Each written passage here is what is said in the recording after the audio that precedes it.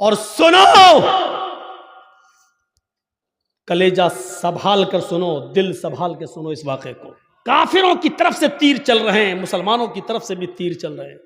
پہلے زمانے میں جب جنگیں ہوتی تھی، نماز کا وقت ہو جایا کرتا تھا، بادشاہ نماز کی حالت میں، بادشاہ جنگ کی حالت میں نماز کے لیے کھڑا ہو جاتا تھا۔ دوسرا بادشاہ یہ سمجھتا تھا کہ یہ کیا ہو رہا ہے، بتایا یہ نماز پڑھ رہے ہیں، اللہ کو یاد کر رہے ہیں، اللہ سے دعا کر رہے ہیں۔ وہ بادشاہ اپنی فوج لے کر بھاگ جاتا تھا، یہ کہتے ہوئے کہ جو قوم تیروں اور تلواروں کہ سایوں میں بھی اپنے رب کو نہ بھولتی ہو تو اس کا رب اسے کیسے بھول جائے گا۔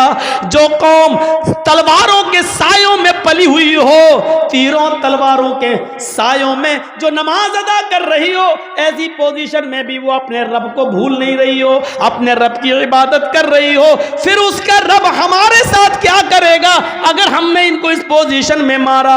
وہ اپنی فوج، اپنے ہتھیار، اپنے گھوڑے، اپنا سارا ہتھیار وہیں پر ڈال کر بھاگ جایا کرتے تھے، یہ کہتے ہوئے کہ اے اللہ والو ہم تمہارا مقابلہ نہیں کر سکتے، اے اللہ والو ہم تمہارا مقابلہ نہیں کر سکتے۔ میرے بھائیوں، کل تک ہمارے یہ حالات تھے، آج ہمارے حالات یہ ہیں، ہماری مسجدوں میں نماز ہو رہی ہے لیکن کافروں کی بارات بجتی ہوئی جاتی ہے، ان کے بینڈ بجتے ہوئے جاتے ہیں، ان کے گانے بجتے ہوئے جاتے ہیں، لیکن ہماری اذان کی آواز یا نماز کی قرات بھی ہو رہی ہو تو ان کو کوئی فرق نہیں پڑتا، کیونکہ جب اذان اور نماز کے وقت ہم نے اپنی ٹی ویوں کو بند نہیں کیا ہے، جب ہم نے اپنے گھروں میں ٹی ویاں چلانا شروع کر دی تو پھر کافروں کے دلوں سے بھی ہمارا رعب و دبدبہ نکل گیا، کافروں کے دلوں سے بھی ہمارا رعب و دبدبہ ختم ہو گیا۔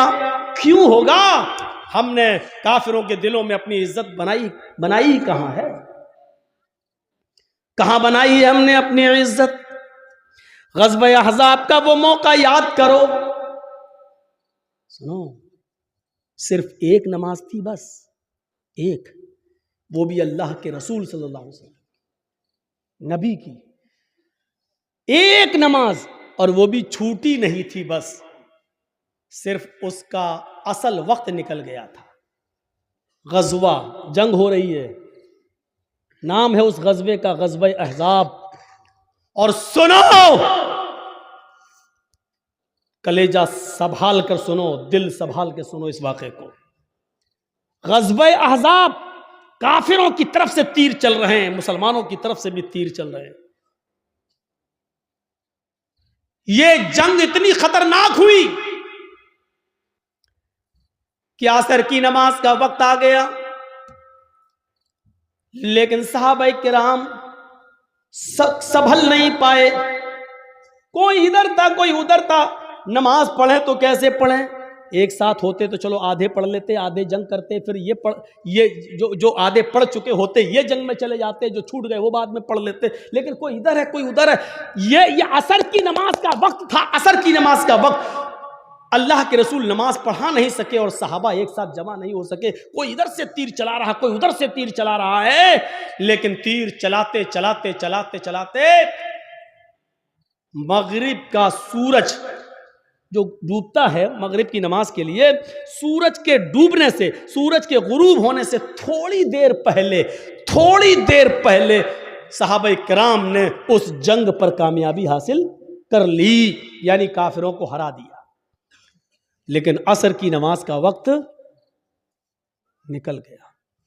سنیے، عصر کی نماز کا وقت نکل گیا تھا، جلدی سے وہیں صحابہ نے تیمم کیا اور وضو بنا، تیمم پانی تو تھا نہیں، جلدی سے تیمم کیا اور نماز پڑھنا شروع کر دی۔ سورج ڈوبنے سے، غروب ہونے سے پہلے پہلے اللہ کے نبی نے اور صحابہ نے عصر کی نماز پڑھ لی۔ صرف وقت نکل گیا، جو پڑھنا چاہیے تھا پونے، ہم لوگوں کے یہاں کتنے بجے ہوتی ہے عصر؟ آپ کے یہاں کتنے بجے ہو رہی ہے عصر؟ 2:45 پر؟ ہاں، کہیں 3:30 پہ بھی ہو رہی ہوگی، ہم 3:15۔ آپ کی مسجد میں کتنے بجے ہو رہی ہے؟ 3:15۔ اب 3:15 کی جگہ پر کوئی آدمی 5:15 پہ نماز پڑھے تو وقت نکل گیا ہے نا اس کا، عصر کا۔ مان لیجئے 5:30 پہ سورج ڈوب رہا ہے اور 5:15 پہ آدمی نماز پڑھ رہا ہے، تو سورج ڈوبنے سے پہلے ہی تو پڑھ رہا ہے وہ، سورج غروب ہونے والا ہے، جلدی سے اللہ کے رسول نے اور صحابہ نے تیمم کیا اور نماز پڑھ لی، اور پڑھنے کے بعد جو جملے کہے وہ سنو، جو جملے کہے ان کافروں کے لیے وہ سنو، مَلَأَ اللَّهُ بُيُوتَهُمْ وَقُبُورَهُمْ نَارًا كَمَا حَبَسُونَا وَشَغَلُونَا عَنِ الصَّلَاةِ الْوُسْطَىٰ۔ بخاری شریف کی حدیث کے الفاظ ہیں، اللہ کے نبی فرماتے ہیں الہ العالمین، جن کافروں کی وجہ سے آج ہماری عصر کی نماز کا اول وقت نکل گیا، اے اللہ جن کافروں کی وجہ سے آج میری عصر کی نماز کا اصلی وقت نکل گیا، وقت پر ہم نماز نہیں پڑھ سکے، سورج ڈوبنے سے پہلے آج ہم نے عصر کی نماز پڑھی، اس کے ذمہ دار یہ کافر ہیں، یہ جنگ کرنے والے، ان کی وجہ سے میری عصر کی نماز کا وقت نکلا ہے۔ مَلَأَ اللَّهُ بُيُوتَهُمْ، اے اللہ ان کے گھروں کو تو آگ سے بھر دے، اے اللہ ان کے گھروں میں آگ لگا دے، اے اللہ ان کے گھروں میں تو آگ سے بھر دے۔ نماز کے وقت اپنے گھروں میں بیٹھنے والوں، نبی اکرم کی اس بد دعا پر ذرا غور کرو۔ مَلَأَ اللَّهُ بُيُوتَهُمْ، اے اللہ ان کے گھروں کو تو آگ سے بھر دے۔ میرے نبی نے کبھی کسی کو بد دعا نہیں دی، مار کھایا پھر بھی معاف کر دیا۔ نبی کی بیٹی کو جس نے پیٹ پھاڑا، حبار ابن اسود نے تیر مار کر، نبی کی بیٹی زینب کے پیٹ میں حمل تھا، بچہ تھا، تیر پیٹ میں لگتا ہے، بچہ گر جاتا ہے، زینب مدینے پہنچتی ہیں، ہوش میں آتی ہیں تو ان کو پتا چلتا ہے کہ میرے پیٹ کا بچہ گر گیا ہے، ضائع ہو گیا ہے۔ اس صدمے کو وہ برداشت نہ کر سکی، انتقال کر گئی۔ 10 سال کے بعد جب حبار ابن اسود سامنے آیا اور مدینے میں اللہ کے نبی سے معافی مانگنے لگا کہ مجھے معاف کر دو، میں بھی مجرم ہوں اور آپ کی بیٹی کا قاتل ہوں، 10 سال پہلے آپ کی بیٹی کے پیٹ میں تیر مارا تھا، حمل گر گیا تھا۔ نبی اکرم کی آنکھوں میں آنسو آ گئے، بیٹی کی یاد آ گئی، رونے لگی، لیکن کہتے حبار میری بیٹی کے قاتل، میں نے آج تک اپنے لیے اور اپنے خاندان کے لیے کبھی بدلہ نہیں لیا، آج تو نے معافی مانگی، جا میں نے تجھے بھی معاف کر دیا، جا جا جا حبار میری بیٹی کے قاتل، میں نے اپنی بیٹی کے قتل کا خون معاف کر دیا۔ وہ حمزہ جو نبی کا چچا اور ہندا نے پیٹ پھاڑا، ناک کاٹی، کان کاٹا، زبان کاٹی، اور اسی میں دھاگا ڈال کر ناک، کان، زبان کا ہار بنا کر اپنے گلے میں پہنا، وہ ہندا جس نے حمزہ کا پیٹ پھاڑ کے کلیجہ نکالا اور چبایا، ہمت نہیں کر سکی اس کو کھانے کی، تھوک دیتی ہے، کٹی ہوئی گردن، پھٹا ہوا پیٹ، نکلا ہوا کلیجہ، کٹی ہوئی ناک، کٹا ہوا کان، کٹی ہوئی زبان، یہ لاش جب نبی کے سامنے آئی تو آپ کی آنکھوں میں آنسو آ گئے اور کہا اے حمزہ قیامت تک جتنے بھی لوگ اللہ کی راہ میں قتل کیے جائیں گے یہ شہید ہوں گے، لیکن تو قیامت کے دن سید الشہداء بنا کر اٹھایا جائے گا، تمام شہیدوں کا سردار بنا کر اٹھایا جائے گا۔ ایسا حال کرنے والی ہندا جب نبی کے سامنے آئی تو آپ نے کہا کیا چاہتی ہو؟ معافی۔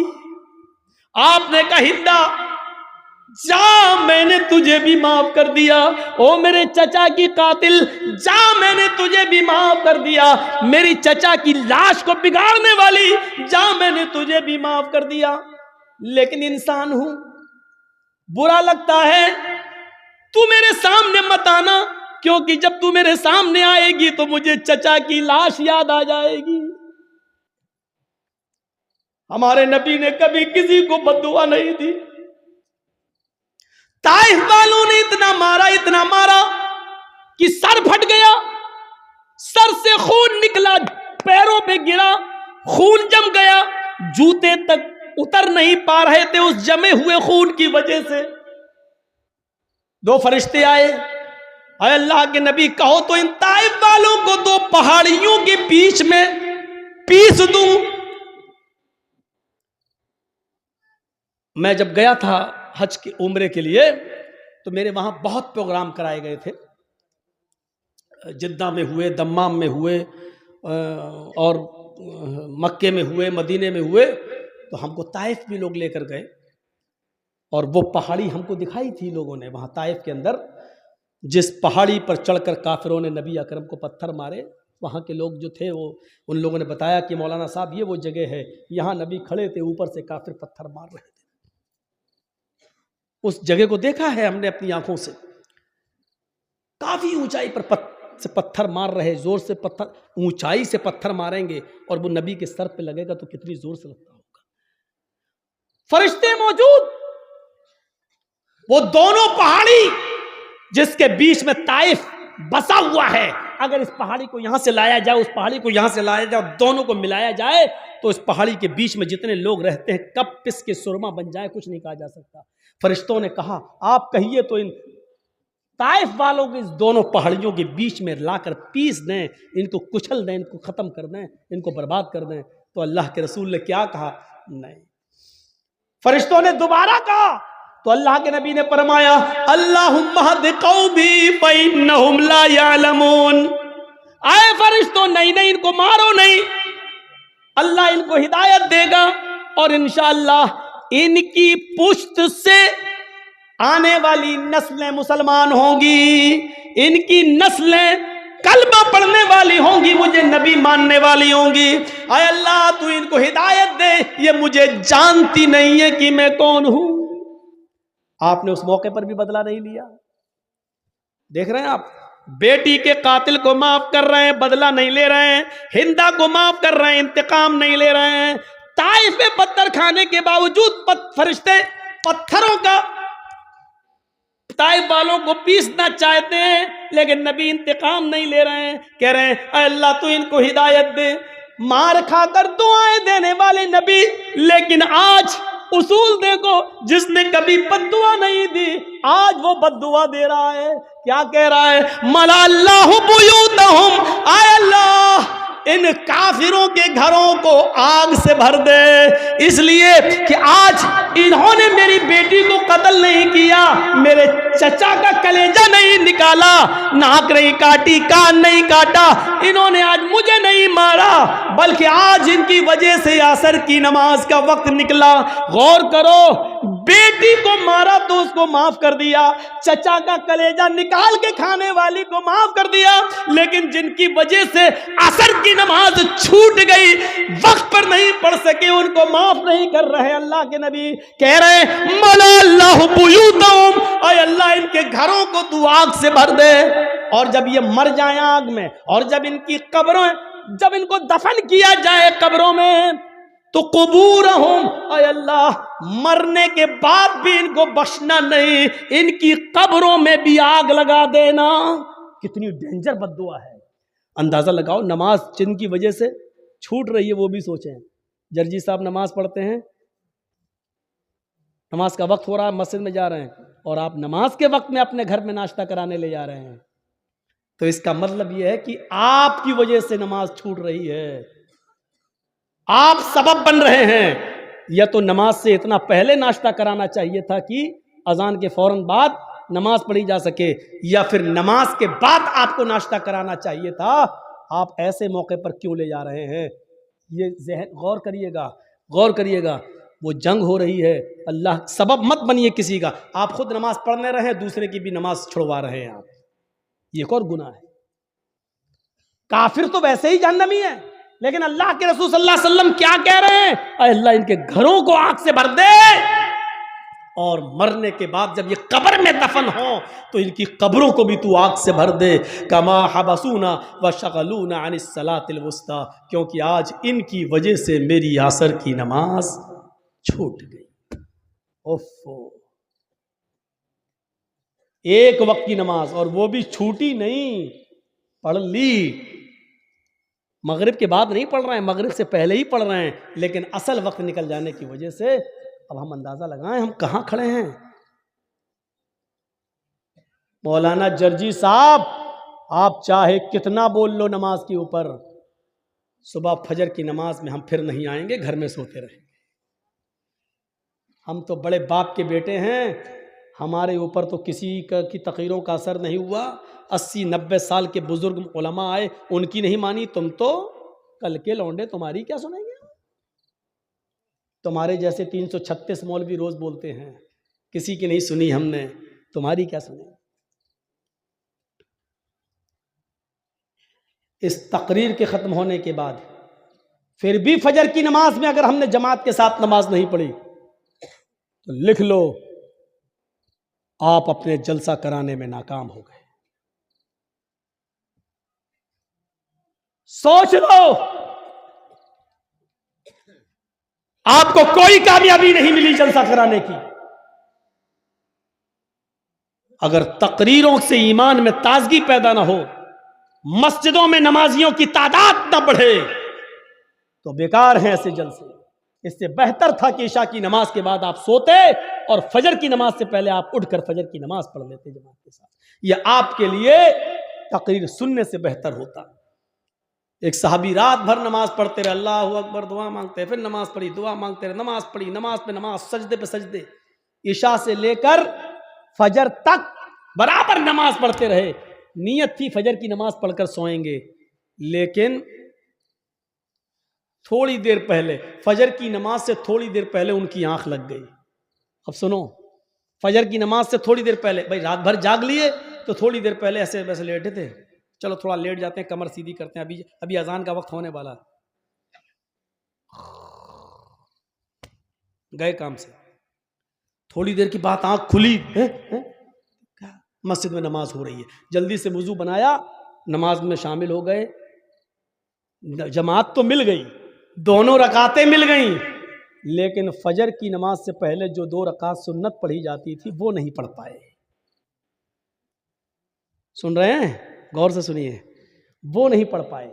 فجر کی جماعت نہیں چھوٹی تھی، جماعت مل گئی. بھائی سو کے اٹھے، جلدی سے وضو بنائے، مسجد میں چلے گئے، نماز تو پڑھ لی، دونوں رکعتیں مل گئیں، لیکن سنتیں نہیں پڑھ پائے. بعد میں جب وہ سنتیں پڑھنے لگے، سنتیں پڑھنے کے بعد فرض نماز کے بعد جب اللہ کے نبی نے سلام پھیر دیا، سلام پھیرنے کے بعد دیکھا کہ وہ کوئی سنت پڑھ رہے ہیں. سنت کے بعد جب آپ نے ان کو بلایا، آپ نے ان سے کہا یہ بعد میں تم کون سی نماز پڑھ رہے تھے؟ کہا اللہ کے رسول وہ رات بھر نماز پڑھی تھی، میں نے عبادت کی تھی، اور فجر کی نماز سے تھوڑا پہلے مجھے نیند آ گئی، آنکھ کھلی تو میں نے جلدی سے وضو بنایا، مسجد میں آ گیا، جماعت کھڑی تھی تو جماعت کے ہوتے ہوئے ہم نے سنت نہیں پڑھی، پہلے جماعت پڑھ لی، بعد میں سنت پڑھ لی. تو اللہ کے رسول نے جو جواب دیا وہ سنیے. آپ نے فرمایا کاش تو پوری رات آرام سے سوتا، کاش تو پوری رات عشاء کی نماز کے بعد سے لے کر فجر تک آرام سے سوتا، گہری نیند میں سوتا، لیکن فجر کی نماز سے پہلے اٹھ کر وضو بنا لیتا اور فجر کی نماز سے پہلے 2 رکعت سنت پڑھ لیتا. اللہ کی قسم، فجر سے پہلے 2 رکعت سنت اگر پڑھ لیتا تو یہ 2 سنتیں تیرے لیے رات بھر کی عبادت سے زیادہ بہتر ہوتی.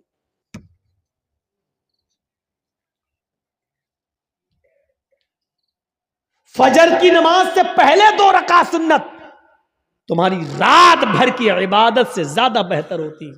کیوں جاگے تم رات بھر؟ یعنی ایسی عبادت سے کیا فائدہ کہ جلسہ سنو 12 بجے تک، 1 بجے تک، اور سوتے سوتے 2 بج جائے، اور فجر کی نماز میں جب آپ اٹھ نہ سکیں اور مسجد میں نہ جا سکیں تو ایسے جلسوں سے کیا فائدہ؟ یہ بند ہونے چاہیے ڈرامے. ہاں میں اس کو ڈرامہ کہتا ہوں. جو جلسے لوگوں کو نمازی نہ بنا سکیں وہ ڈرامہ ہے. جو تقریریں لوگوں کے دلوں میں ایمان تازہ نہ کر سکے وہ نوٹنکیاں ہیں. وہ لیلا مجنوں کی کہانیاں ہیں. تصور کیجئے ہم کہاں ہیں، نماز کتنی ضروری چیز ہے ہماری سوسائٹی اور ہمارے سماج میں اور ہمارے لیے۔